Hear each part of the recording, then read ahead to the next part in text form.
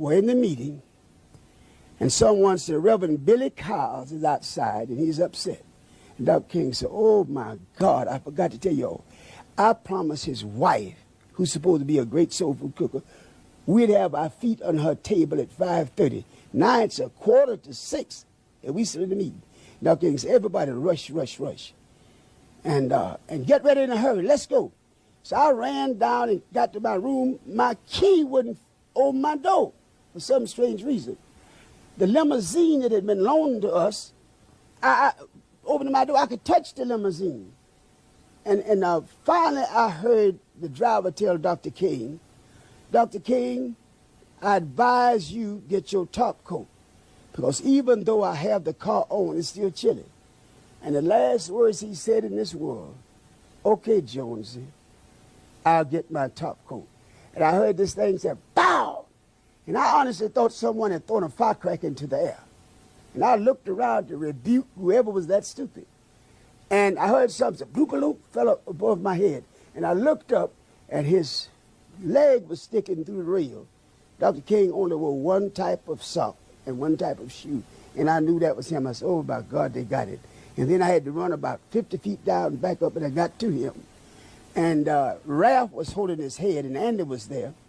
And a guy from Africa who had been traveling with us as a newsman from Africa. We found out later on he was working for the CIA. No, the FBI, working for the FBI. And he'd taken a lot of pictures of Dr. King. And I grabbed him in the throat and started choking him, because the bullet hit Dr. King right here. And it went round and cut his medulla oblongata. And I didn't want people to remember Dr. King with half his face shut off. So Andy ran and got a towel. And somehow or another they took one more picture after I made him empty that camera. And it shows Dr. King down with a towel on his face. But I'm going to tell you, I was an expert gunner in World War II.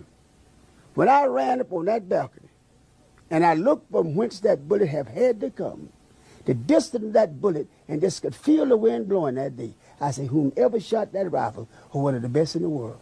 He shot one bullet. And I believe if Dr. King hadn't moved to go back and get his top coat, the bullet would have hit him between the eyes.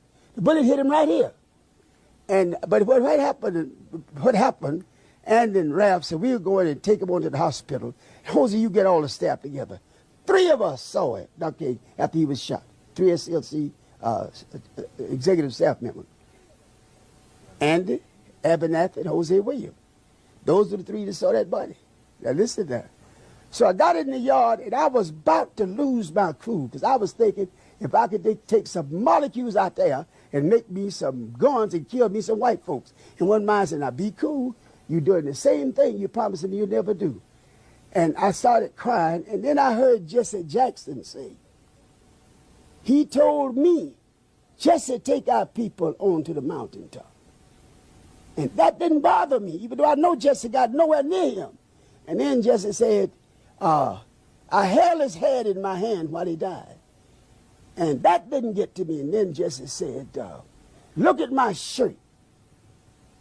And I looked around, sure enough, and Jesse Jackson's shirt was drenched in blood.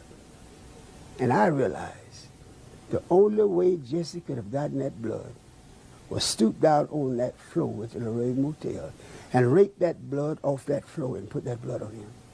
And I went crazy. I really tried to kill Jesse. They grabbed us and all that, but that hurt me so bad.